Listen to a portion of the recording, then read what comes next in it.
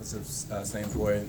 The defense kept getting 3 and outs, and then kept helping us stay in the game. They didn't let them score all half, so that gave us opportunity to make a play at the end.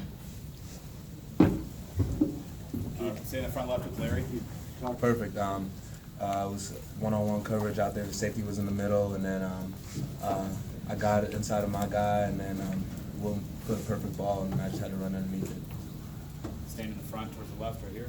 Hey, so this is your guys' first true test of the season. This is the first time you guys played an opponent that many people consider to be like a contender in the Big Ten and also a national contender. What does this win mean for you personally moving forward? Like, how does your team improve from here? I think it says a lot about our team. Wisconsin's a very tough football team, very good defense, very good offense, and I think us beating this team says a lot about our character, says a lot about the players on our team, and then but we need to focus on the games ahead because this win doesn't define our season. Second row in the middle, Chris. Ryan, it seemed like they were playing to give the ball back to the defense to win it. Was that kind of the message? This is your guys' time to win the game.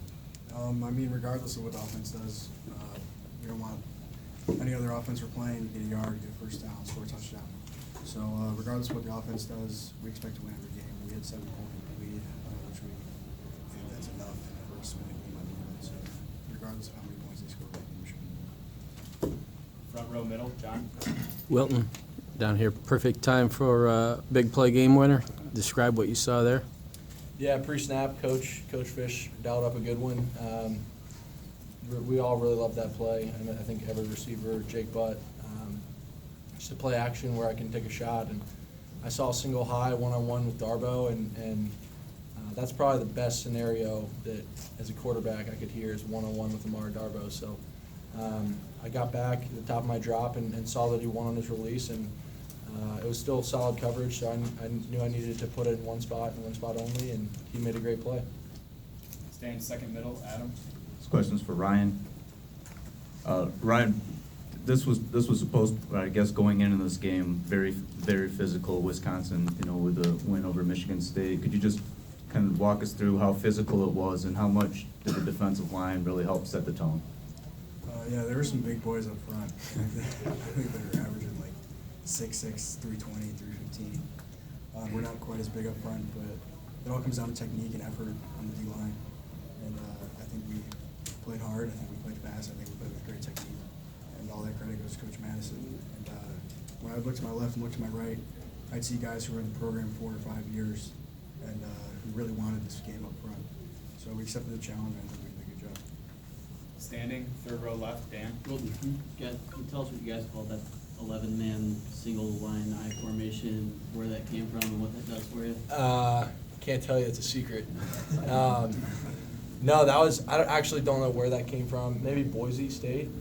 Coach Harbaugh just put it there. Yeah, I don't know. Coach Jay Harbaugh and Headman Harbaugh, Drevno and Fish all just kind of came into a meeting one day earlier this week, all with a big smirk on their face. So we knew something was going in that they liked, and it happened to be that play. And the bottom line is, if you do something like that, you better not mess it up. You better pick up the first down, and we were able to do that. What does it do for you to line up?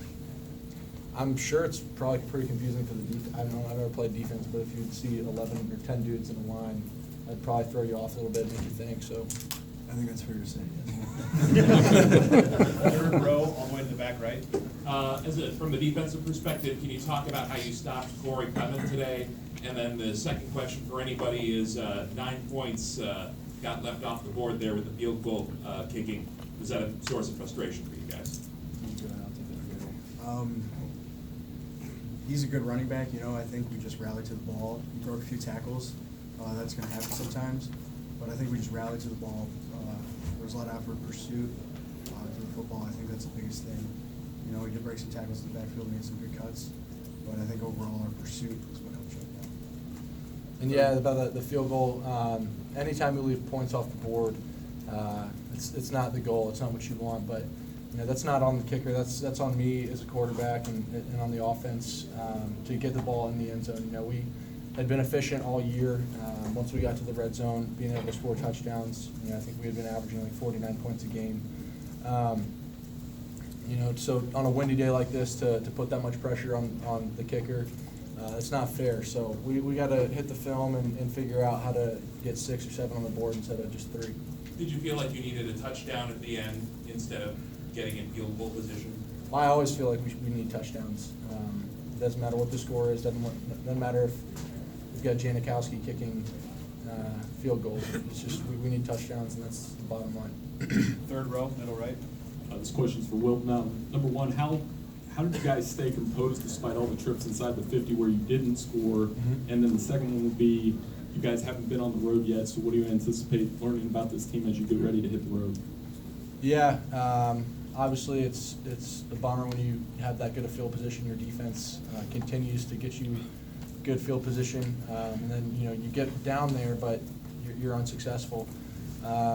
So we're gonna have to take a long, hard look at this film, figure out what we need to do better to be more efficient, to move the ball down the field, get the ball in the end zone, and just like every game, learn from our mistakes and build on it. And as far as the road game, yeah, this is October and we haven't been on the road yet, but we're excited, to get out of Ann Arbor and go, take an opponent on in their house. So 2 years ago we went to Rutgers. It was a hectic crowd. They did like a blackout night game, stormed the field. So we just need to keep our composure and just play football. There's no ifs, ands, or buts about it. Just play the game. The day? My tooth? The tooth, yeah. Brother? Oh, the tooth's been gone since, That's it? I want to say like July 10th, 15th, Gotcha. somewhere around there. Gotcha, okay. And then talk about Jordan's play at the end, the long pass. And I mean, that's probably a play you guys see him make quite a bit in practice. Yeah, we see him make a lot of plays, but that was on another level, I think. I think he jumped and floated for 5 yards, and then somehow just caught it with one hand.